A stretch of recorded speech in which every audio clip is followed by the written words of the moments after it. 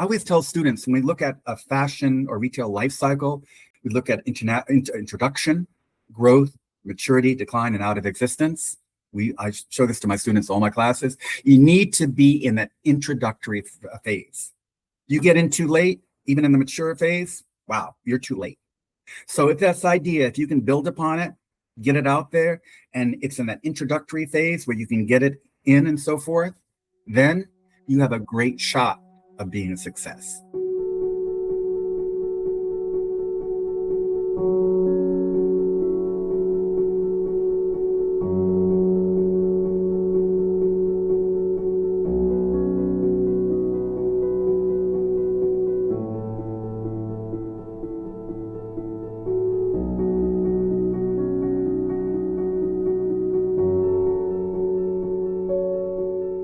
Hello, everyone. Welcome to another episode of School to Startup, brought to you by Tracxn, a private market intelligence platform that's been supporting the global university ecosystem for over 12 years. Through our university partnerships, we work with institutions driving innovation and entrepreneurship, and this series highlights the academic leaders making that happen. I'm Harish, your host today. Joining us today is Dr. Andrew, Associate Professor of Marketing at College of Business and Management from Lynn University. Dr. Andrew, welcome to the show. Thank you so much for having me. It's a pleasure to be here.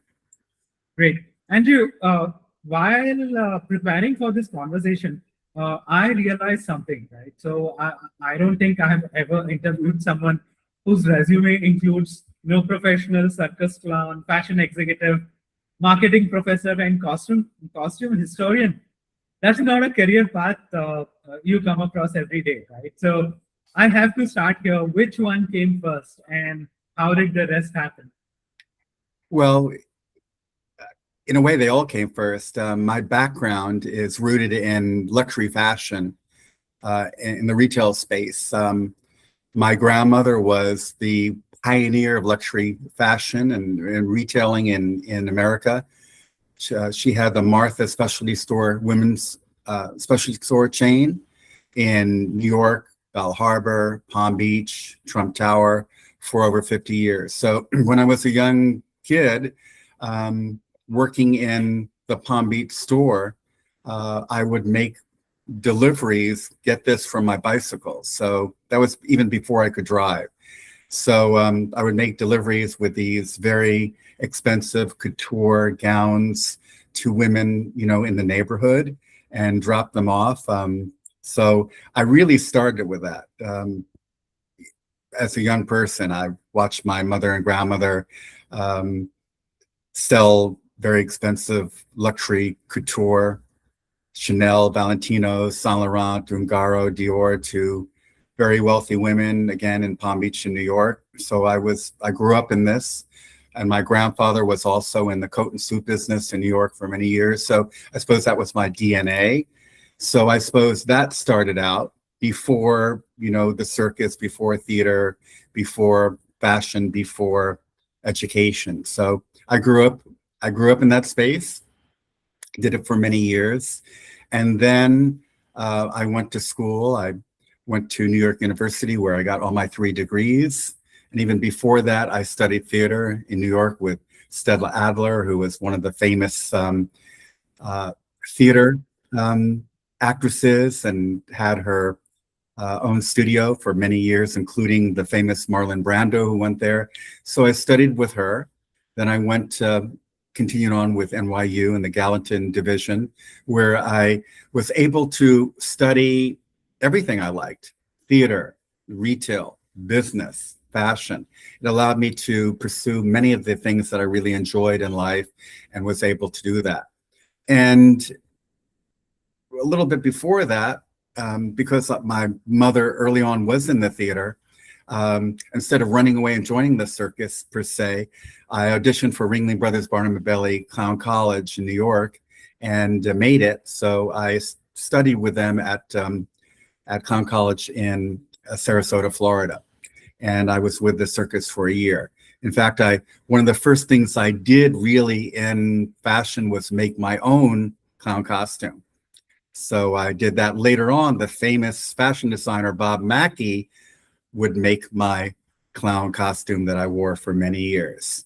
So that's kind of getting into retail, getting into fashion, theater, and back again. It's really, life is circular, it's a cycle. We start somewhere, in many cases we finish the same place. Many years I thought I would go into theater, but because of my fashion and retail background, I was in the fashion business with my mother and grandmother for over 20 years as the senior executive vice president and the director of stores for all of them. I went on the buying trips to Europe, buying in Paris, New York, London, Milan, Rome, and so forth. So I did that for many, many years. And it all went in a circle where for the last 30 years, I've been teaching fashion marketing, management for many colleges and universities around the world, including Singapore, and now for the last 16 years being with Lynn University in Boca Raton, Florida. So it's been an incredible thing. I kind of thought I was going to run away and join the circus, but I ran away and kind of did everything, including retail and fashion and business and entrepreneurship. So it's been a fun ride for all these years. It continues to be a fun ride. And it's great working with students and seeing how they progress and develop over many years. And I think it's all gotten me to do this. Theater helped me in the classroom. Obviously, entrepreneurship, business has also helped me. And now it's kind of pivoted to the world of sustainability, obviously artificial intelligence, working with agentic AI in business and entrepreneurship. And you know where that's gone the last 3 or 4 years, because I'm sure you've had many executives and people on your podcast talking about that. And, we can certainly talk about that for a moment later on as well. It's been a fun ride. It's been a lot of fun, but it's been really interesting these last many, many years doing all of these things, all of which I really enjoy, and kind of putting it all together, putting it in a package, wrapping it up with a bow on top where I can bring it into the classroom and share it with students. Amazing. That's quite a journey.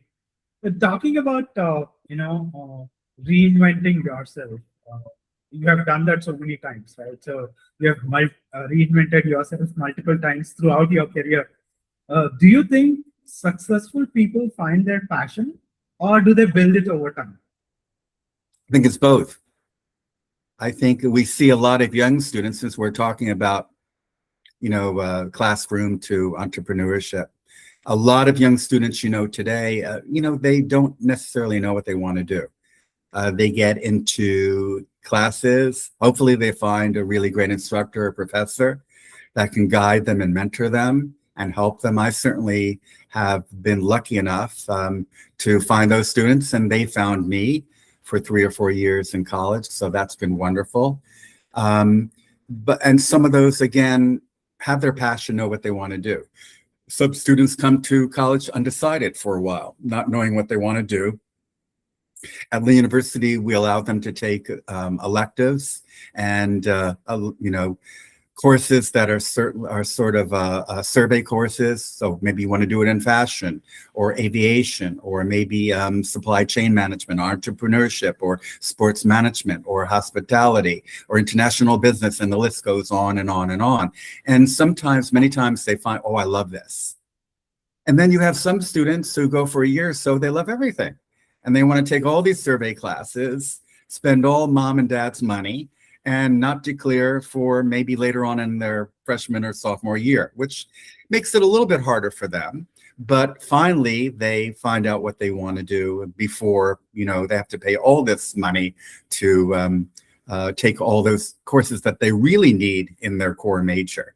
But at least it allows them to find out what they want to do. So if a passion is there, it's great.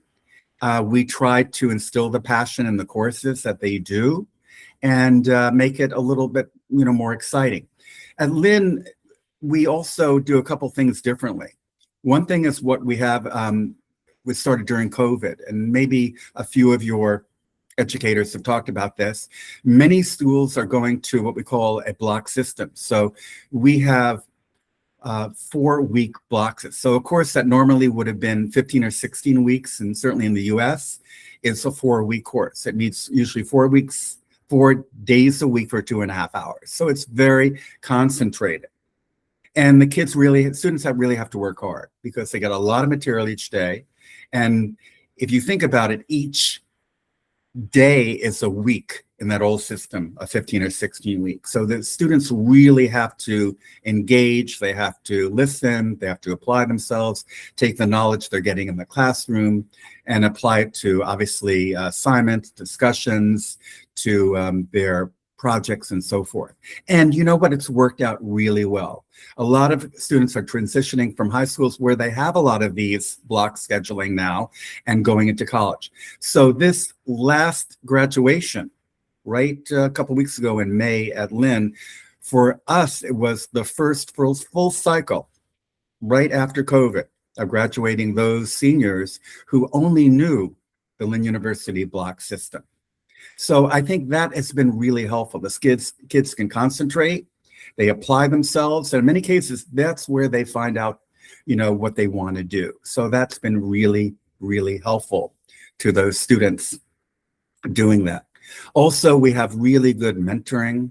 Students are able to do internships a little later on, but one thing that we do is really exciting, which I didn't get to do. Students can do study abroad. So even as a freshman, let's say you're fashion or international business, you can go to Milan, or you can go to Mexico, or you could go to Paris and study fashion, or maybe work with a company developing an entrepreneurial business, maybe going to Dominican Republic or Haiti or somewhere, working with students in social impact, maybe developing a water system, or working with, if you're a science major or biology, working with those students as well. One of the papers that I did recently is called Food to Fashion, where I look at textiles, where you could take banana, apple, pear. There's a company called Deserto in Mexico that takes cacti and turns it into pulp, and you can get this clothing. So it's really artificial leather. And we see that in BMW cars and Hublot watch bands. So this is what we work with our students to do, because they could come up with that great idea, think about social impact or social entrepreneurship, and working with farmers and young and workers, and also small companies in another country. They could really help them develop what they have and turn their areas or their commerce into sustainable businesses for years and years to come. So that's what we do as well. And also we have what we call the Citizenship Project. And Lynn is really one of the few universities in the country. So every January, this has been going on for 16 years, we have courses where students are stewards of social impact. So they'll work with in South Florida, they'll pick up trash on beaches, they'll paint houses, they'll work with 4Ocean, which is a big project in South Florida that takes the plastic and all the garbage out of the ocean and turns it into perhaps textiles and helps sell them. And we work with our students for 4 weeks where they get involved with a project. It could be social literacy. It could be teaching people to read in hospitals, or even in nursing homes, or working with prison inmates and so forth. So our students are stewards where they really help and learn to do this so they can have a bigger impact on the world. And since Lynn has so many international students, guess what? They can take that knowledge of working with the communities to their country. So maybe it's working with a company in Santo Domingo, Dominican Republic, or working in Honduras or Costa Rica or Belarus or Albania.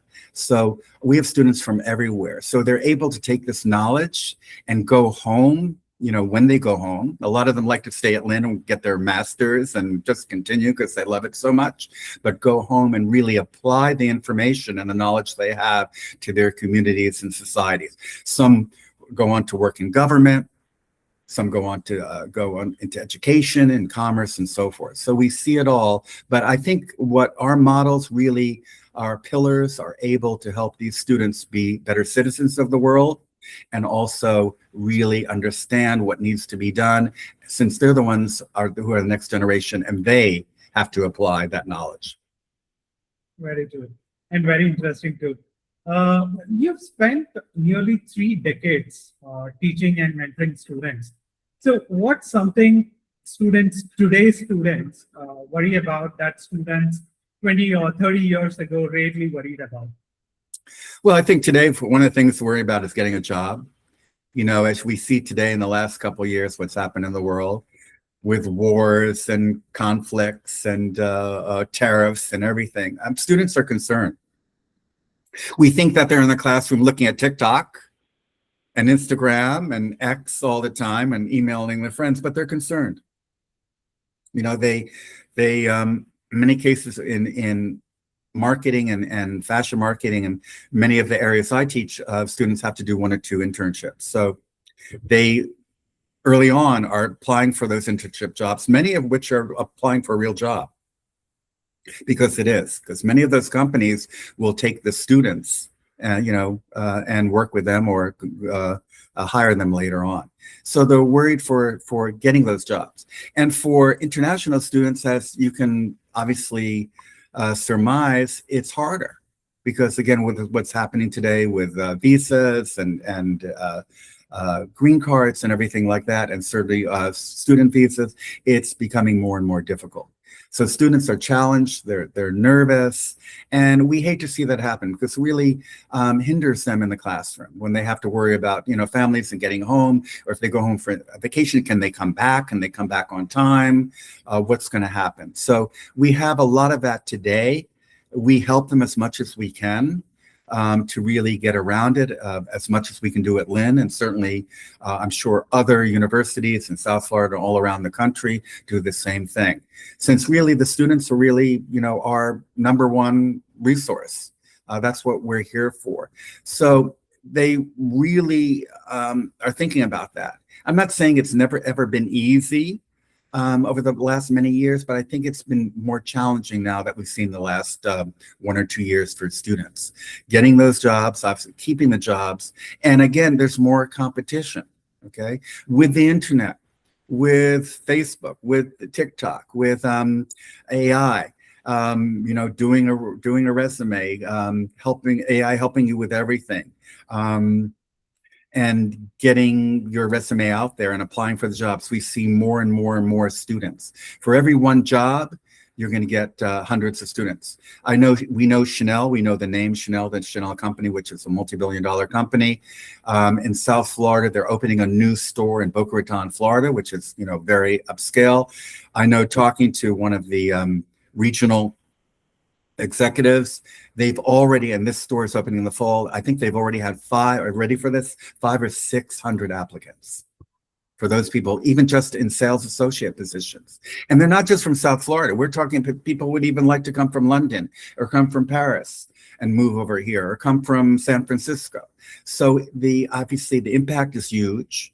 And that's one of the things we need to do. And I think we do a good job at Lynn, but we all have to do better. Everything we can do to help these students when they go out and interview, get that job and really get it the first time around, get the call back for the job and so forth. So the students know that they're smart. I mean, sometimes you think that they think they can multitask, and I don't think they can, but they think they can, but they know that what's happening out there. Even if you think they're looking at TikTok and they're always on their smartphones and their devices, but they're smart, they're young, but they're smart, and they know what they have to do, and they know what's going to take. They know the competition because they have friends at other schools all around the world and so forth.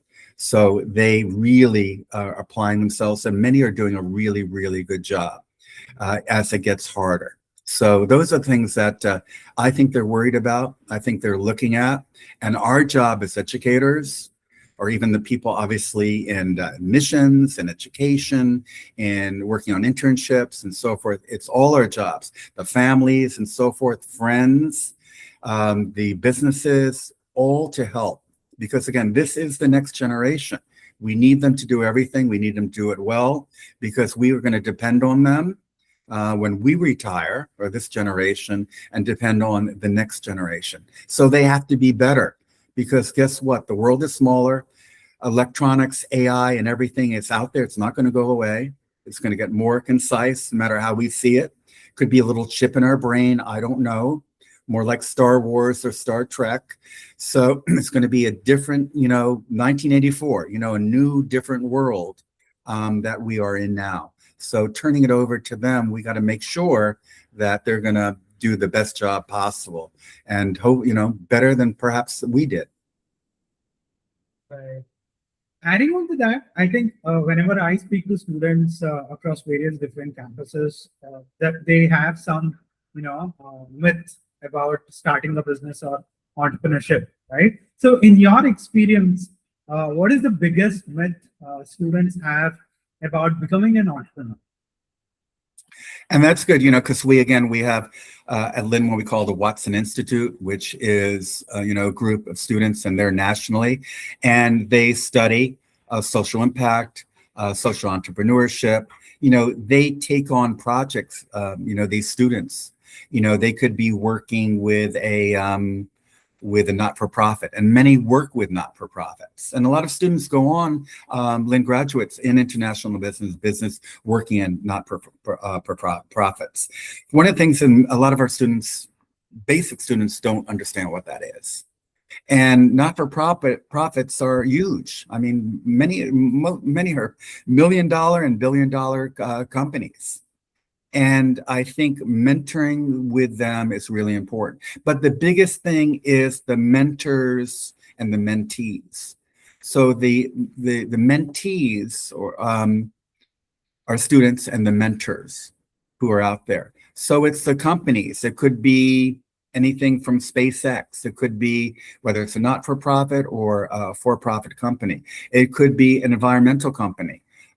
Working with our students and so forth. So our students really need to understand the marketing, the management, which they do. They learn all this in their classes. And that's why so many of them are in the College of Business and Management, because they are really studying all this, whether in the Watson Institute or whatever.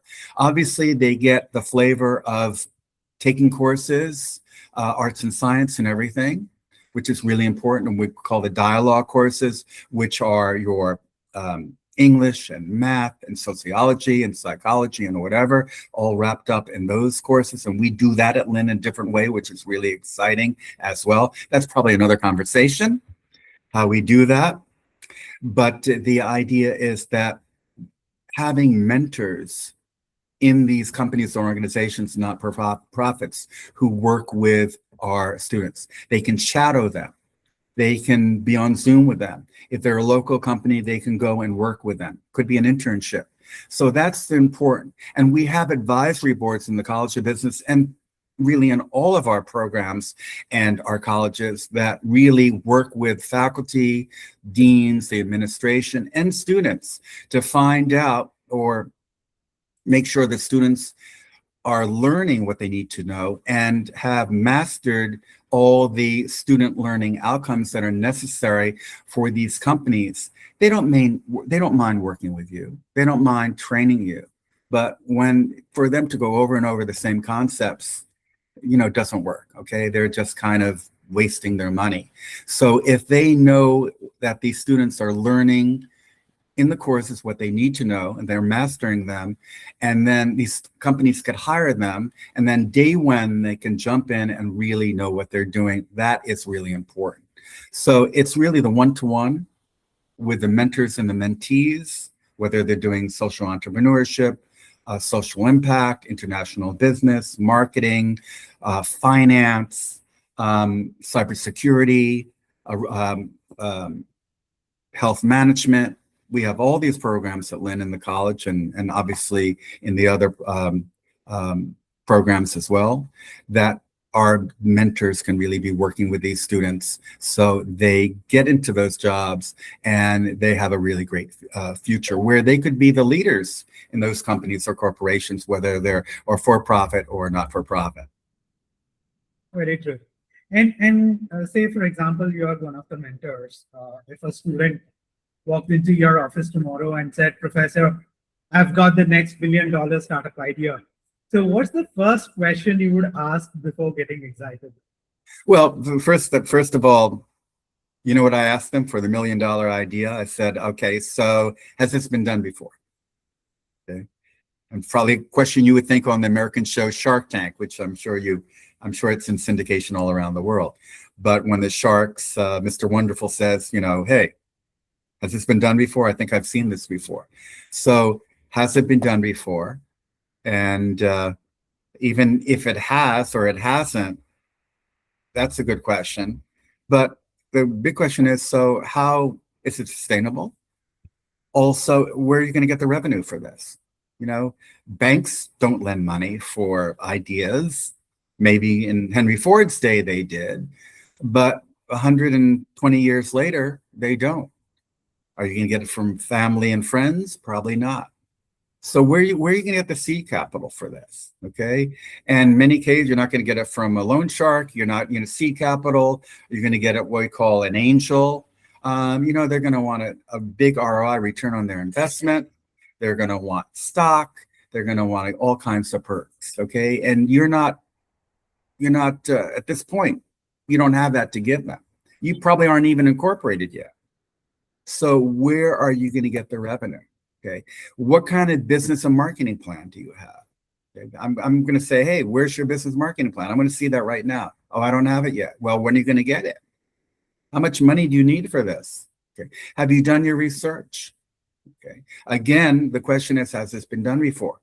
Well, it has, but I can do it better. Well, how are you going to do it better? What happened the first time around where that company failed? Okay. Is this going to be an international company, a local company? Is it going to be online? All those things, right? Where are you going to get your, where are you going to find your people? How are you going to set it up? So a lot of students are learning this. A lot of times they do come to us with these ideas later on when they've taken, their management courses, they've done their marketing and so forth, and taken global marketing, and they've taken their core business courses and so forth, their finance. So they really understand this. A lot of times I love the freshman and sophomore coming in and having these great big ideas where the light bulb goes off, the aha moment. Wow, Dr. Burnstine, I have this great idea. I want to start up this. I want to change the world. And I don't want to bust anybody's bubble. Okay. We have to be the devil's advocate, but I ask them these really important questions. And I say, please don't, I'm not the devil's advocate here. And I don't want to bust your bubble and, where you leave here crying or all sad that you can't do it. That's not the case. Here are the things you're going to have to start to think about. When you start putting that together, a draft or a framework, come see me again. Now, I work with a lot of students, obviously in fashion, who do fashion design, marketing, retail. So they might have a concept for the best new pair of jeans in the world. Who's going to make them? Are they going to make here, where the sample's going to be made, where they going to get the textiles, the fabric, how much it's going to cost, what are they going to charge, everything like that, because they don't really know. Okay. A lot of times, and I do inventory classes, I do buying classes as well. I do fashion marketing strategies and so forth. So we work on all of this. Okay. Just because you make something, and we call it keystone, where you double it and sell it in today's world, you're losing money, because not only keystone you can double it, but you're going to probably have to charge $20 or $25 more. Because I asked them, what about the labor? What about insurance? What about the shipping? What about paying the people who make it, right? What about the telephone bills? Oh, I didn't think about all of that. Okay. Are you paying DHL to get it shipped from India or China? Are you paying FedEx? Are you using the post office? Okay. What about insurance? What about liability? What about business law? And also, how are you starting this company? It's going to be a corporation, not for profit. It's going to be a LLC. It's going to be a sole proprietary. What is it? Oh, I haven't thought about that. So as we start working on whatever, and they put together these plans, then they start to see that. And then we challenge those plans. And some of my classes like to get back to the shark tank. I invite other professors, administrators to come in and be the sharks. Okay, and say, hey, I like that. I'll give you 20% of the company. I'll do this, I'll do that, and whatever. So they really get to see what would work and what wouldn't. And I think I think we've had one student from Lynn go on to Shark Tank. And this was a couple years ago. They think they made it, but they company went on because everybody was excited about it. So we do have students start companies and so forth. One of our, and you might know, I think you might have heard of it, but one of our alum in business several years ago started a billion-dollar company. It's called Farmer's Dog. You might have heard that. That is a nutritional food, supplement for dogs. Guess what? He was a Lynn College of Business and Management student. I think he and a classmate for a project, or I know he did, started Farmer's Dog. And now I think it's got to be almost 10 years or whatever. Are you ready for this? It's a $2.1 billion American company. I think they also had an ad recently on the American, the Super Bowl for football in January. So they came out of our Lynn University. How cool is that? Plus other students as well. In fashion and retail, we had one fashion student who made handbags, who now it's a multi-million-dollar company in New York. And they started with these ideas. Another school I was with years ago, and this goes back over 25 years ago, they started out again with handbags and came up with Dr. Burnstine. What do you think about this company I want to work with? It's called eBay. And we know how long ago that was. So this was a student years ago who started when eBay came out. Guess what? Years later, multimillionaire. So this with ideas. And I always tell students, when we look at a fashion or retail life cycle, remember we look at, and from business, we look at introduction, growth, maturity, decline, and out of existence. I show this to my students, all my classes. You need to be in that introductory phase. You get in too late, even in the mature phase, wow, you're too late. So if that's the idea, if you can build upon it, get it out there, and it's in that introductory phase where you can get it in and so forth, then you have a great shot of being a success. And if it doesn't make it, try again. Don't give up. Just hopefully you're not putting capital after capital, good capital to bad over and over. That obviously is not the right thing to do. But don't give up that idea. Maybe rethink it. Maybe what went wrong. Talking to your professors, advisors, people in the business who've done something like that, doing research, talking to companies, and doing that. Also, a couple other good things I mentioned, really important.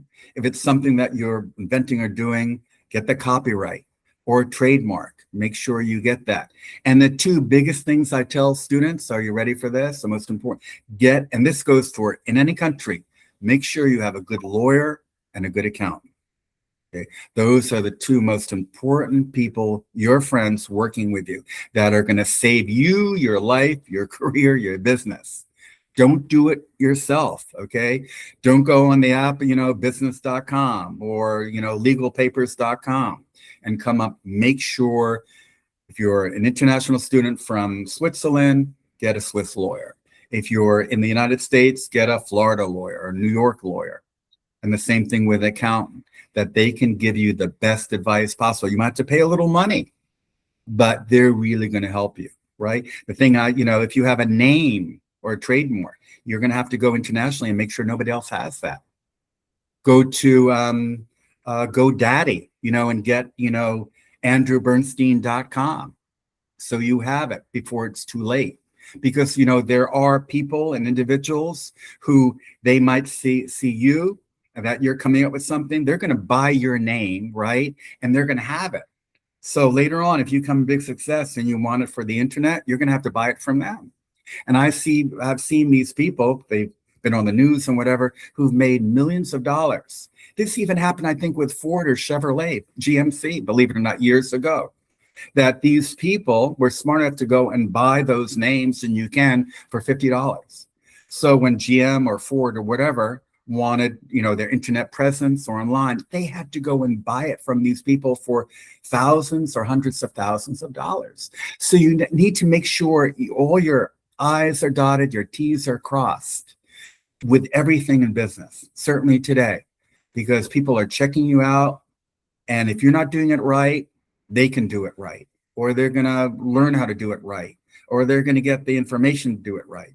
If something that maybe you gave up, they might look how they're going to pick it up if you didn't.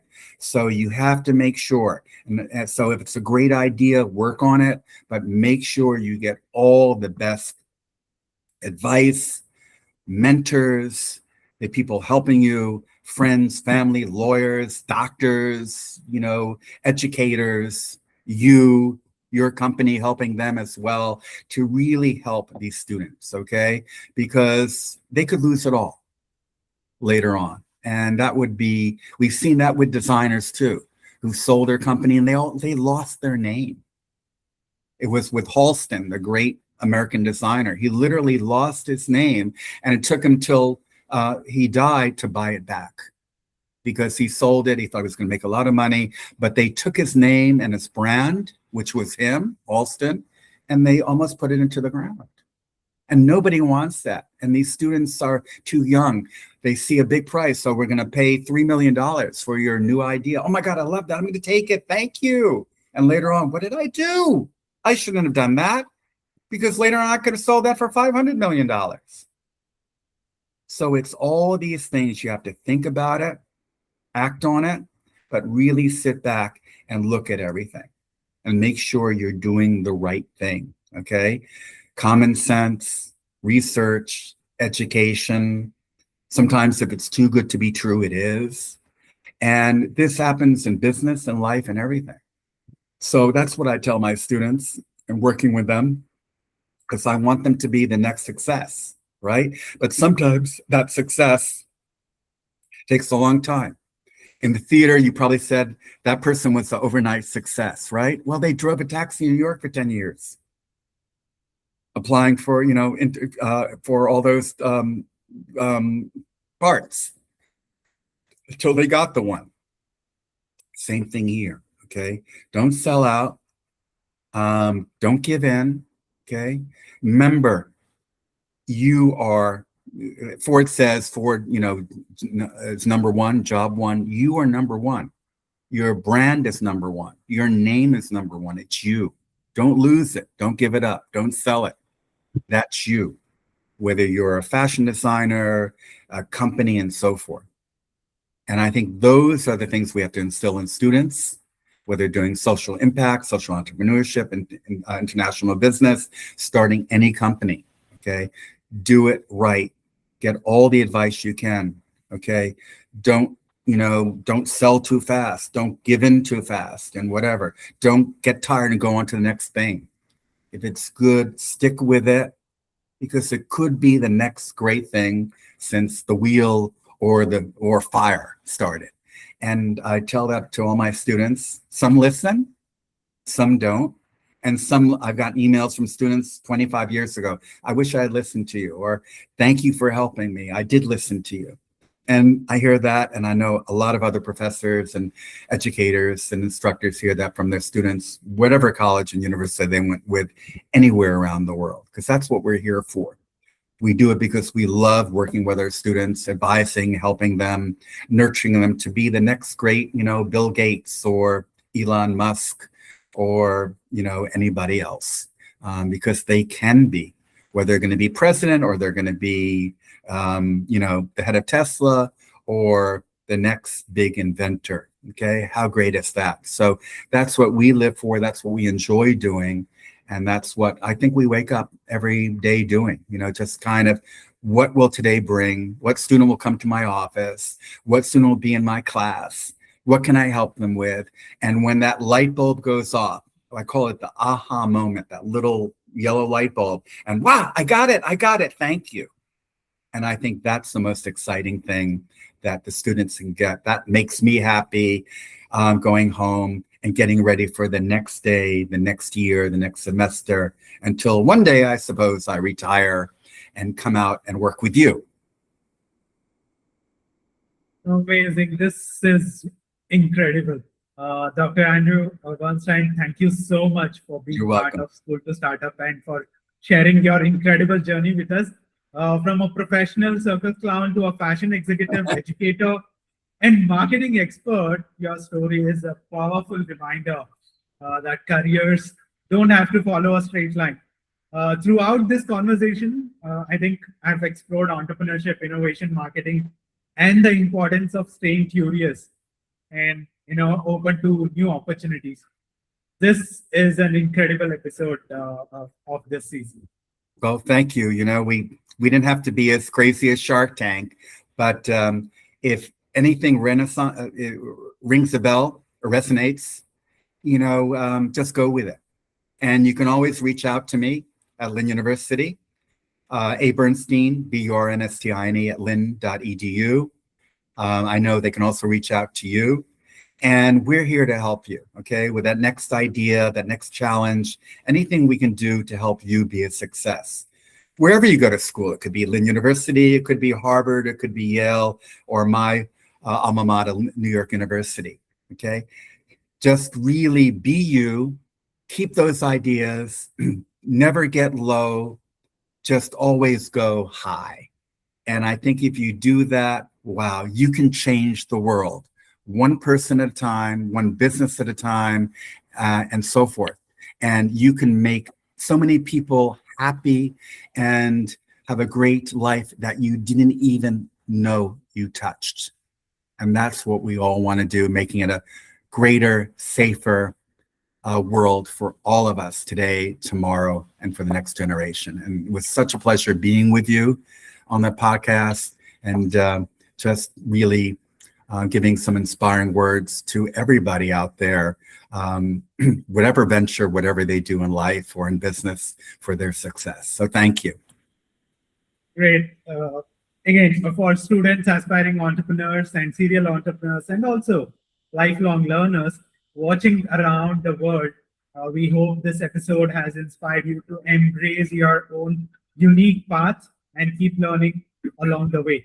If you have enjoyed this conversation, please take a moment to like this video, share your thoughts in the comments, subscribe to the channel, and click the bell icon so you never miss an upcoming episode of School to Startup. Thank you for watching, and we'll see you in the next episode.